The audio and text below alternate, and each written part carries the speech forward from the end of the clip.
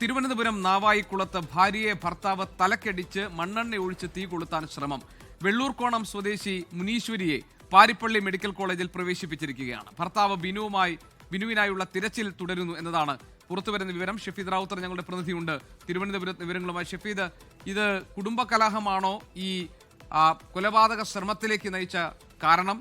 അത് പോലീസ് എന്താണ് ഈ വിഷയത്തിൽ പറയുന്നത്? ഭർത്താവിനെ കുറിച്ച് എന്തെങ്കിലും വിവരം പോലീസിന് ലഭിച്ചു?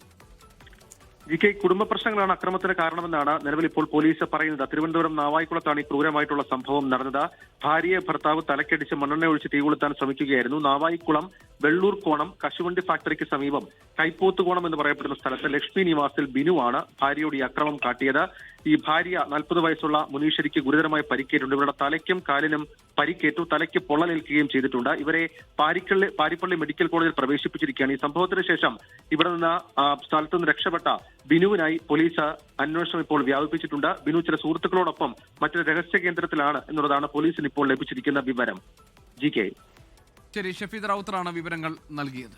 ലോകത്തെവിടെയായാലും ഏത് സമയത്തും 24 വാർത്തകളും ഓഗ്മെന്റഡ് റിയാലിറ്റി പാക്കേജുകളും എക്സ്പ്ലെയിനറുകളും വിശദമായി കാണാൻ ഞങ്ങളുടെ യൂട്യൂബ് ചാനൽ നിങ്ങൾക്ക് സബ്സ്ക്രൈബ് ചെയ്യാം.